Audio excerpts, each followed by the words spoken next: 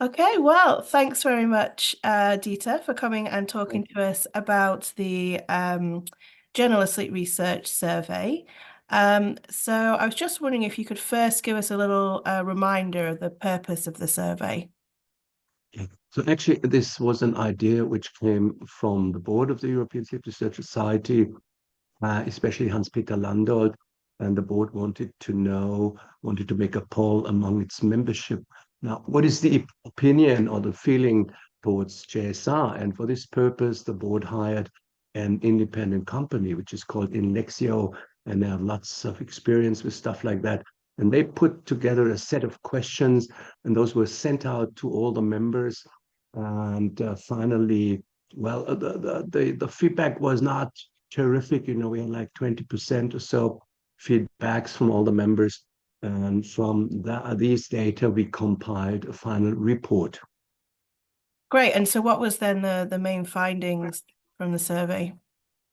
Well, actually, we were positively surprised. So the main messages were all clear and positive.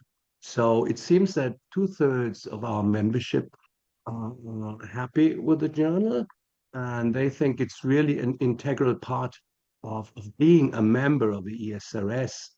And what they stressed were that they do indeed like the content.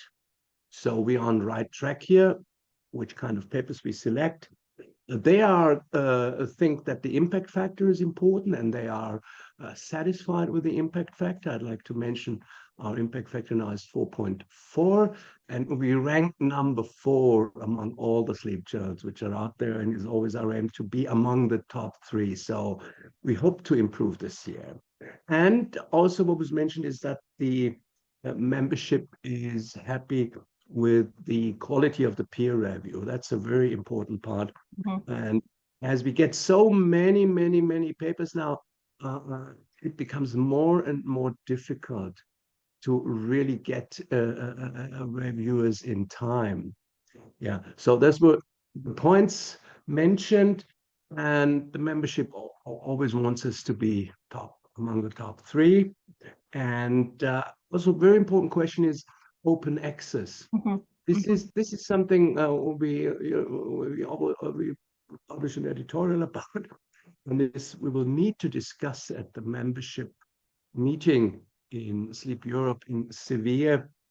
At present, we are a hybrid journal. That is to say, you can select open access, but then you have to pay an article processing charge, or you can stay with the old model, which means no fee for you. But we really need to discuss this. The overall policy in research-wise concerning funders is that it's absolutely desired that all research goes open access. So we really need to discuss this also in Seville at Sleep Europe. And the third issue which came up is, should we launch a kind of sister or twin journal? So I haven't mentioned it yet, but we have seen over 1,200 submissions to the journal last year. And if you compare this to 2016, we had around 400. Mm. So the frequency has really tripled. And we have a very high rejection rate now because we can only take, or we only want to take a certain number of papers. But many of the papers which were rejected aren't, bad research or so, but they are just not good enough in Journal of Sleep Research. So the idea would be maybe there could be a sister journal which takes over these papers. And there were many ideas from the membership. So should this sister or twin journal deal mainly with opinions, perspectives, with reviews? Should it deal with special aspects of research? Should it be something like a newsletter? Should it Mhm. cover news and views? So also a very important point to discuss at our membership meeting in Sleep Europe in Seville in September this year. Yeah, that sounds fantastic. I think you've given us a great overview of where the journal's at now and potentially some exciting new avenues to be explored.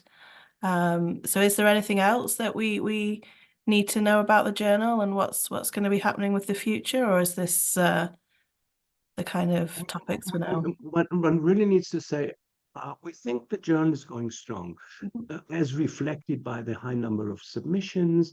We have a quite brief turnover time, at least the average time authors have to wait for a feedback really has shrunken down to like something like 5 weeks.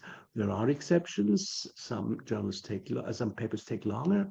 If it takes longer to find reviewers, and we are really truly international. We cover practically the whole world, from Asia to the Americas, Africa, Europe, Australasia, and so on. So we're really happy about that we have become a truly international journal. We are by origin from Europe, but it's has become a truly international journal. Yeah, no, I mean it's a great flagship of the ESRS, and I think we're all very proud of it. So thanks for updating us with where we're at, and we're looking forward to the discussions at the Congress. Yeah, thank you, Kate. Thanks.